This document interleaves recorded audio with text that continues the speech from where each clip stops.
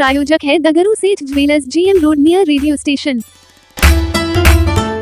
Car showroom में नशे की हालत में हंगामा कर रहे एक युवक को पुलिस ने किया गिरफ्तार। मौके पर पहुंचे डीएसपी मामले की कर रहे हैं जांच। दोनार चौक के पास स्थित एक कार शोरूम में शराब के नशे में एक युवक घुस गया, जहां वह अपने आप को सांसद का आदमी बताते हुए कई थानों की बात कर रहा था और कह रहा था कि मुझे कोई नहीं कुछ कर सकता, आप जिसको भी फ़ोन कर लो। वही मौके पर मामले की जांच के लिए डीएसपी अमित कुमार भी पहुंच गए, साथ ही कोतवाली ओपी पुलिस भी पहुंची, जो मामले की जांच में जुट गई है।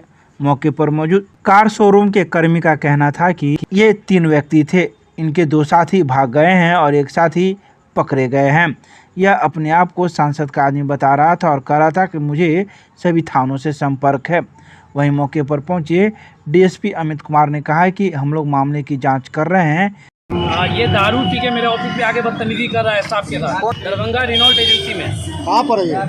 यही पे दोनार चौक पे ही है। कितने लड़का है ये अकेले हैं, 3 लड़का थे, 2 भाग गए, ये अकेले अभी। क्या कर रहा था ये लोग?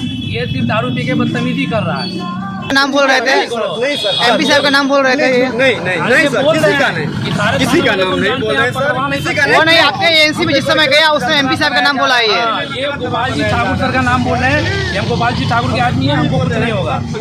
यहाँ तुम बयान दो। आपको क्या नाम है? मेरा नाम मोहम्मद अख्तर अली। गया है कि एक व्यक्ति बदतमीजी कर रहा है नियोक्ता के साथ, पुलिस थाने की आई है पूछताछ करेगी। तो 3 लोग, ये लोग के 2 लोग कार से लेकर भाग गया, एक आदमी पकड़ा गया है। पूछताछ की जा रही है, जो पकड़ा है उसे गेहूं से लदा हुआ ट्रक डिवाइडर से टकराकर पलटा, बाल बाल बचे चालक एवं खलासी। शनिवार को उस समय बड़ी घटना होते होते बच गई, जब एक यूपी नंबर ट्रक बाघ मोड़ के पास डिवाइडर से टकरा गया और वह पलट गया। बता दें कि इस ट्रक में भारी मात्रा में गेहूं लदा हुआ था। ट्रक पलटने की वजह से किसी प्रकार की हताहत नहीं हुई, चालक एवं खलासी इसमें बाल बाल बच गए। तो ही इस संदर्भ में मौजूद चालक से बात की गई तो उन्होंने कहा कि यह ट्रक डिवाइडर से टकराकर पलट गया है, लेकिन हम लोग बच गए हैं। उन्होंने कहा कि इसमें 400 से अधिक गेहूं के बोरे लदे हुए थे, लेकिन किसी को कुछ नहीं हुआ। ये गेहूं से लदा हुआ ट्रक दोनार स्थित सीता फ्लावर मिल में जाना था। क्या हुआ था? टूट गया, डिवाइडर पे चढ़ गया। कितने बजे? 1:30 बजे। तो क्या चीज़ लदा हुआ है? गेहूँ कहाँ से ले जा रहा है? कहाँ जाना था? सीता फ्लावर में। कितना का पूरा होगा इसमें सामान? ये हमको पता नहीं। हम कितना बोरी था, कितना कुंटल? लगभग वही 450 से 500 के आसपास में होगा। क्या बोरा? क्या नाम हुआ आपका? बिल्कुल सही। किसी का नुकसान भी हुआ है? नहीं, गाड़ी का जो भी है नुकसान है।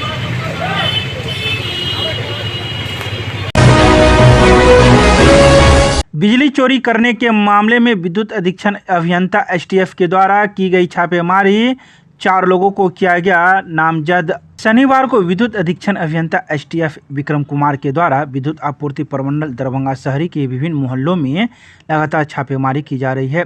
छापेमारी के दौरान उर्दू बाजार लालबाग निवासी अजीमुद्दीन कुरैशी के पुत्र मोहम्मद कलीमुद्दीन कुरैशी के घर का लाइन बकाया बिजली बिल रहने के कारण काट दिया गया था, जिसके बाद भी लाइन जोड़कर बिजली जला रहे थे। इनके ऊपर पूर्व में 6,53,318 रुपये था। साथ ही इनके द्वारा बिजली चोरी करने के कारण इस पर 1,15,065 रुपये का जुर्माना किया गया। जिस प्रकार से अब मोहम्मद कलीमुद्दीन कुरैशी के ऊपर 7,68,318 रुपये के लिए प्राथमिकी दर्ज की गई है। इसके अलावा मिर्जा हयात बेग लालबाग निवासी मोहम्मद एनालुमुल हक के पुत्र एहसानुल हक भी के घर पर भी बिजली लाइन काटने की वजह से बिजली चोरी करते हुए पाए गए। इस पर पूर्व में बकाया राशि 6,85,761 रुपये था और जुर्माने की राशि 5,77,918 रुपये किया गया, जिसे कुल मिलाकर 12,63,669 रुपये के लिए प्राथमिकी की गई।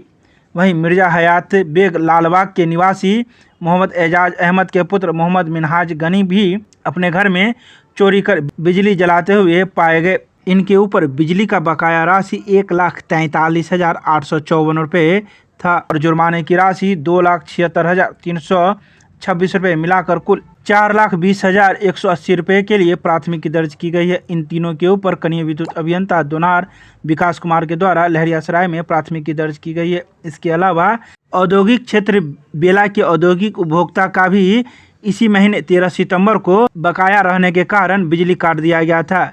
उनके द्वारा भी बिजली चोरी करते हुए पाया गया। तो वहीं इनके ऊपर 1,576 रुपया बिजली बिल का बकाया था। जुर्माने की राशि 4,736 रुपये, कुल मिलाकर 1,05,312 रुपये किया गया। इसको लेकर विश्वविद्यालय थाने में सहायक विद्युत अभियंता शहरी प्रीति कुमारी के द्वारा विश्वविद्यालय थाने में प्राथमिकी दर्ज करवाई गई।